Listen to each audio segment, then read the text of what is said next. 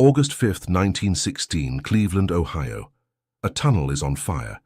20 feet below Lake Erie, the Cleveland Waterworks Tunnel No. 5 is filled with smoke, gas, and flames. 32 men are trapped inside. The air is toxic. Every rescue attempt has failed. Men go in. Men don't come out. The fire chief stands at the entrance, helpless. They've lost 2 rescuers already. He can't send more men to die. And then someone says, "Call Garrett Morgan." "Who?" the fire chief asks. "The inventor." He has that breathing device, the smoke hood thing. At 2 a.m., Garrett Morgan gets a phone call. There's been an explosion. Men are dying. Can he help? He doesn't hesitate. He grabs his invention, a canvas hood with a long tube that reaches down to the floor where cleaner air settles, and he runs. When he arrives at the tunnel, the scene is chaos. Smoke pouring from the entrance, families screaming, bodies being carried out. Garrett puts on his hood. His brother Frank puts on another. And they go in, into the smoke, into the toxic gas, into the tunnel that has already killed 2 rescuers. They stay down there for 20 minutes. They drag out survivor after survivor. Unconscious men, burned men, men who would have died without them. Garrett makes 4 trips into that tunnel, 4 times into hell and back. By the time the sun rises, 32 men are alive because of him. The newspapers explode with the story. Hero saves dozens in tunnel disaster. Inventor's device saves lives. Garrett Morgan becomes famous overnight. Orders for his safety hood pour in from fire departments across the country for exactly 3 days. And then someone asks, "Wait, Garrett Morgan, is he colored?" Yes, he was black. And just like that, the orders stopped. Fire departments cancelled contracts. Cities that had praised him suddenly went silent. His life-saving invention, proven in the worst possible conditions, was rejected because of the color of his skin. So Garrett did what he had to do. He hired a white man to pretend to be the inventor, to do sales presentations while Garrett stood in the back, pretending to be the assistant. The white man demonstrated the device, took the credit, made the sales, and Garrett Morgan, the actual inventor, the man who saved 32 lives, stood quietly in the corner. This worked for a while. Until it didn't. When the truth came out, the contracts were cancelled anyway. By 1920, Garrett had sold only a fraction of the safety hoods he should have sold. His invention was brilliant. It worked. It saved lives. But America wasn't ready to buy life-saving equipment from a black man, so Garrett moved on. He invented something else, something he thought would be impossible to ignore. The traffic light. Not just any traffic light. The first 3-position traffic signal. Red, yellow, green. The system we still use today. He patented it in 1923. It was revolutionary. Cities were desperately looking for solutions to traffic accidents. People were dying at intersections. Garrett's invention could save thousands of lives. In 1923, General Electric approached him. They wanted to buy the patent. Garrett, exhausted from years of fighting, accepted. The sale price, $40,000. It sounds like a lot. It wasn't. Within 5 years, GE had made tens of millions of dollars from traffic signals.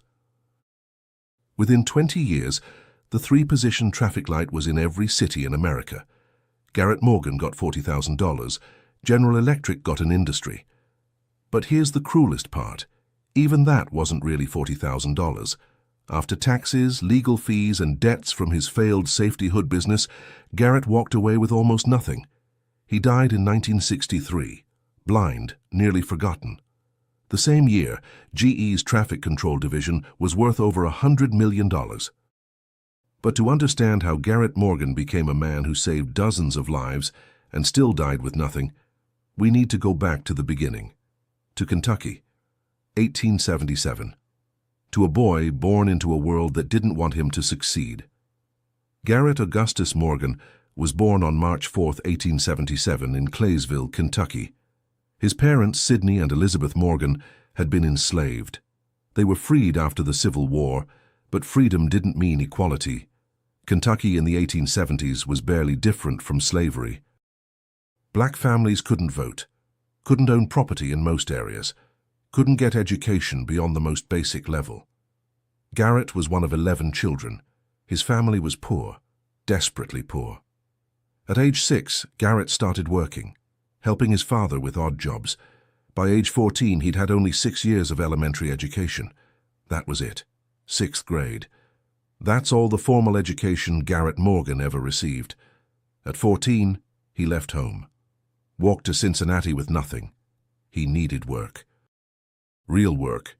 He found a job as a handyman, then another as a sewing machine repairman. He was good with his hands, obsessively good. If something was broken, Garrett could fix it, and if it could be improved, he'd figure out how. At 18, he moved to Cleveland, Ohio. Slightly better opportunities for black workers. Still terrible, but slightly better. He got a job at a sewing machine factory. He wasn't a machinist. Black men weren't allowed to be machinists. He was a repair adjuster, but Garrett watched everything, learned everything.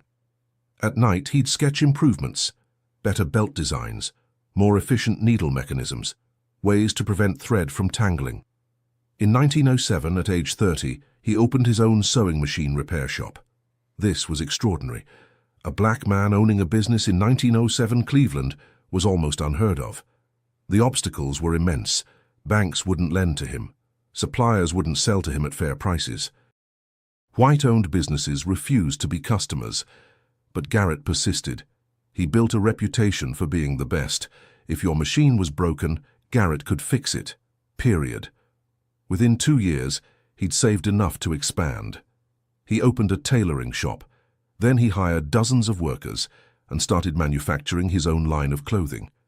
Garrett Morgan, the son of freed slaves with a 6th grade education, was running a successful manufacturing business. He married Mary Ann Hasek, a Bavarian immigrant. An interracial marriage, illegal in many states, dangerous everywhere. They didn't care. They built a life together, and Garrett kept inventing. In 1912, he was working with a sewing machine when he noticed the friction from the needle was causing the thread to scorch. He was trying to develop a solution, a liquid that would reduce friction. He wiped the solution on a piece of cloth to test it. The cloth was made of wiry, coarse wool fiber, textured, rough. After applying Garrett's solution, the fibers straightened. He stared at it. That wasn't supposed to happen. He tested it again. Same result. The solution straightened fibers. He tried it on his neighbor's dog. The dog had curly fur. After application, the fur straightened. And then Garrett realized this could straighten human hair. At the time, black Americans faced immense pressure to conform to white beauty standards. Straightened hair was seen as more professional, more acceptable. It was painful, damaging, but it was economic survival. Garrett's solution worked. It straightened hair without the worst of the burning chemicals others used. He founded the G.A. Morgan Hair Refining Company, sold his hair straightening cream by mail order. It became hugely successful in black communities. The profits funded his next invention. By 1914, Garrett had been reading about industrial accidents, fires in factories. Miners trapped underground, workers dying from smoke inhalation. The problem was always the same: toxic air. Firefighters would rush into burning buildings and collapse. Miners would try to escape gas-filled tunnels and suffocate. What they needed was a way to breathe clean air in a toxic environment. Garrett started experimenting. He understood that in a smoke-filled room, the cleanest air is near the floor. Heat and smoke rise. Cooler, cleaner air settles below. So he designed a hood. A canvas hood that fit over the head, with a long tube extending down to floor level. The tube had a wet sponge filter to cool and clean the air even further. It was simple, brilliant, and it worked. In 1914, he patented it as the Morgan Safety Hood and Smoke Protector. He started demonstrating it publicly.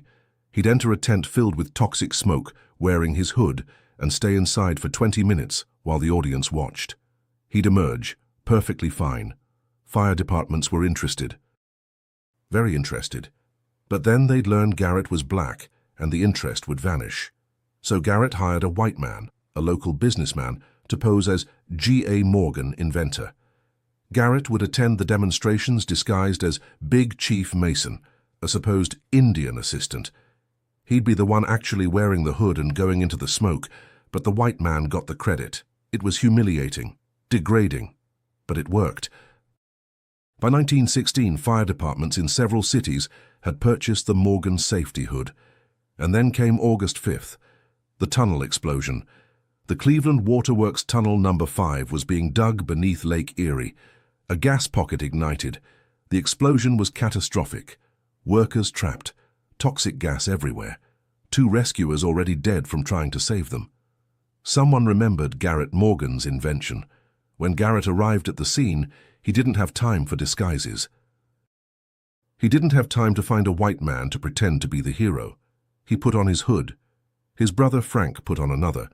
And they went in, 20 feet below the lake, into smoke so thick you couldn't see your hand in front of your face, into gas so toxic it had already killed multiple men. Garrett made 4 trips, 4 times into that tunnel. Each time he dragged out survivors, unconscious men, men who had given up hope. By dawn, 32 men were alive. The newspapers went wild. Garrett Morgan was a hero, a genius, a savior. The city of Cleveland gave him a gold medal. The International Association of Fire Engineers praised his invention. Orders poured in from across the country. And then, within a week, someone pointed out that Garrett Morgan was black, and everything stopped. Fire departments that had placed orders cancelled them. Cities that had praised him went silent. The International Association of Fire Engineers, who had just honored him, quietly removed his name from their records. The Cleveland newspaper that had called him a hero ran a new story. Questions raised about tunnel rescue. They didn't say what the questions were. They didn't have to. Garrett tried to continue selling the safety hood, but it was impossible. Southern cities refused outright. Northern cities made excuses. When World War I began in 1917, the U.S. military needed gas masks for soldiers going into chemical warfare. Garrett's design was perfect, proven, life-saving. The military used his design. They modified it slightly and called it something else. Garrett received no credit, no payment, no recognition. His safety hood, the invention that saved 32 lives, that should have saved thousands more, was stolen by the institution meant to protect American lives. By 1920, Garrett had sold only a few hundred units. He should have sold hundreds of thousands. His business collapsed, he was in debt. But he wasn't done inventing. By 1922, automobiles were everywhere, and so were accidents. Traffic intersections were chaos, no signals, no rules, just cars and pedestrians and hope. People died every day. Some cities had installed basic traffic signals, stop and go, red and green. But they were dangerous. The problem, when the light switched from green to red, there was no warning. Cars would slam on brakes. Rear-end collisions were constant. Garrett witnessed a serious accident at an intersection near his shop. A car ran a red light. Another car, caught off guard, swerved and hit a pedestrian. He watched the woman die on the street. That night, he started sketching. What if there was a third position? A yellow light, a warning between stop and go, a moment to prepare. Red, stop. Yellow, prepare to stop. Green, go. 3 positions, simple, obvious in retrospect, but nobody had done it.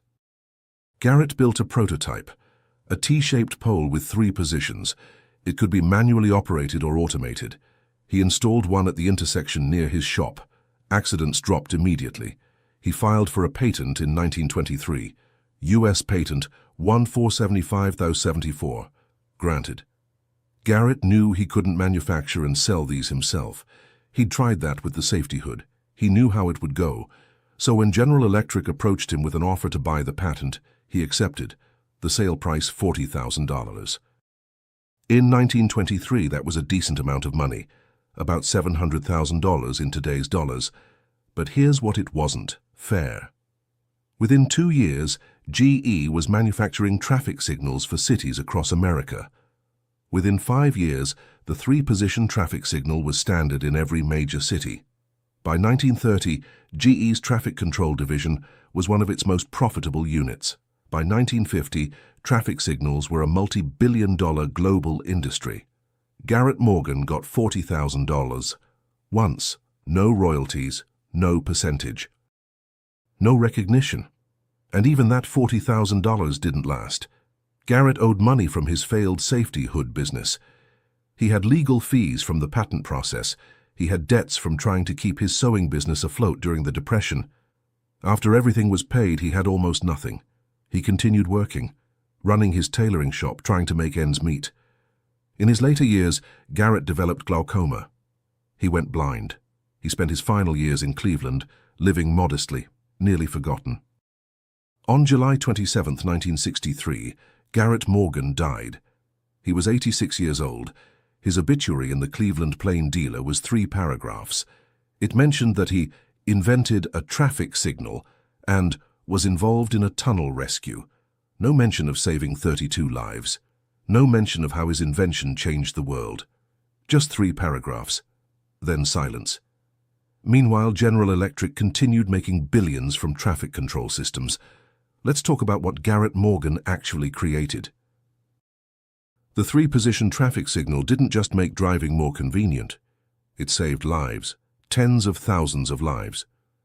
Before the yellow light, intersection accidents were epidemic. The sudden change from green to red caused constant collisions.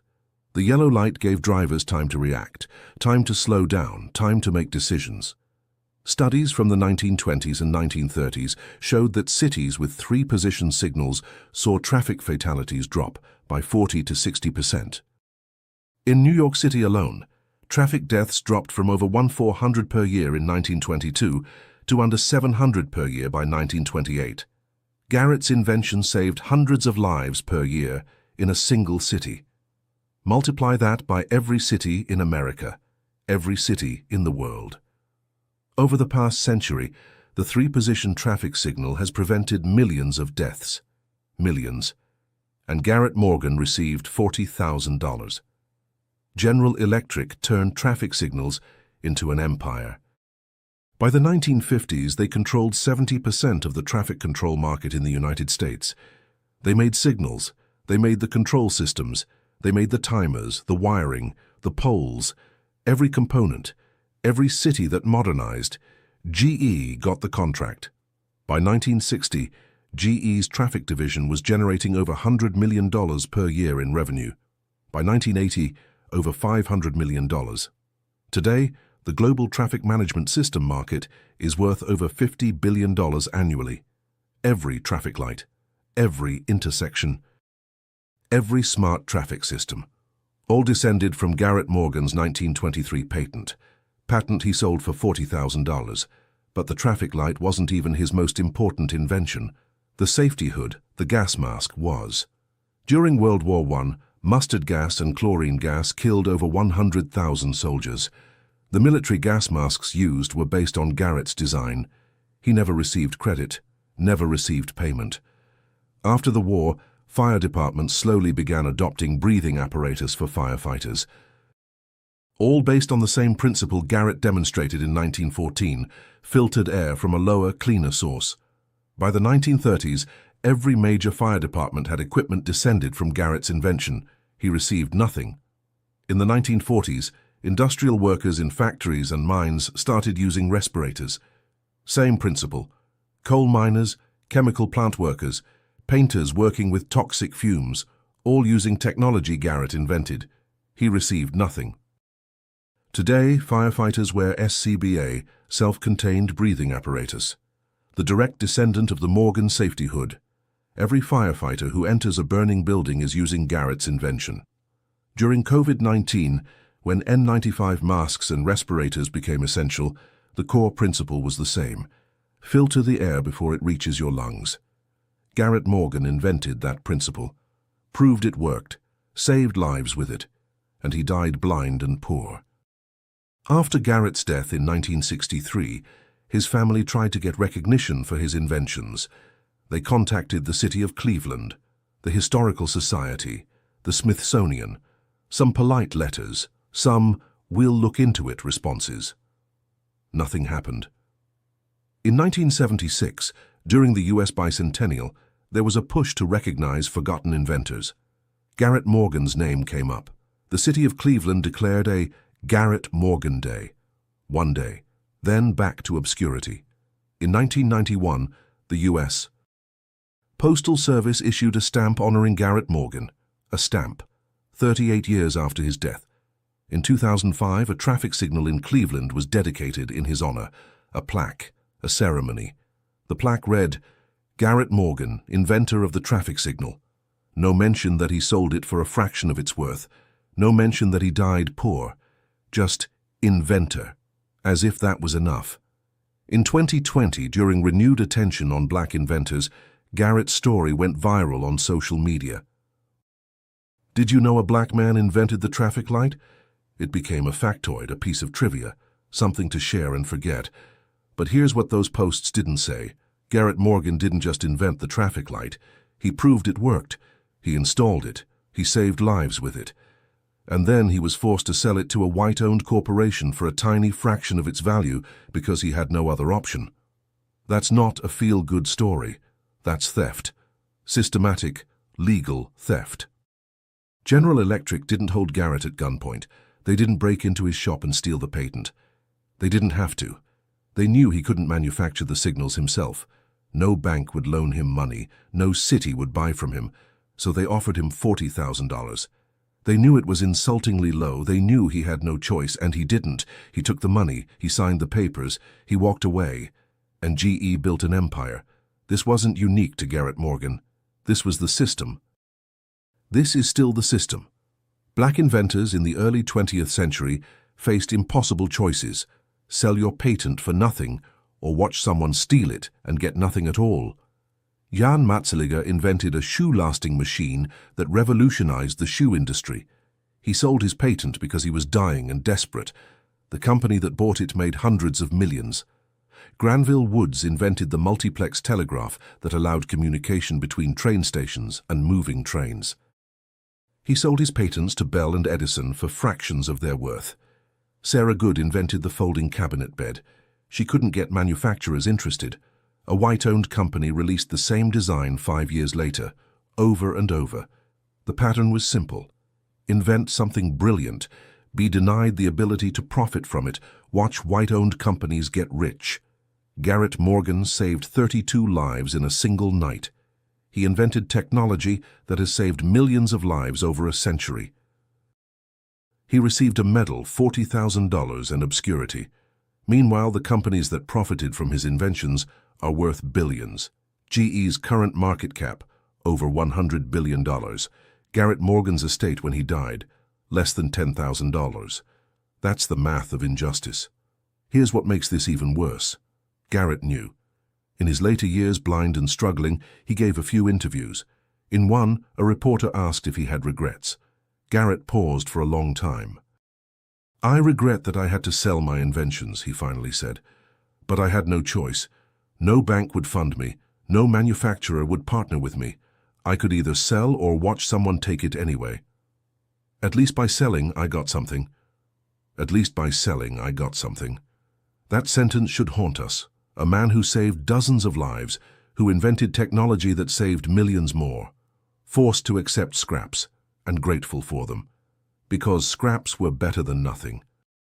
That was the choice, for Garrett, for countless black inventors, scraps or nothing, and we celebrate the scraps as success.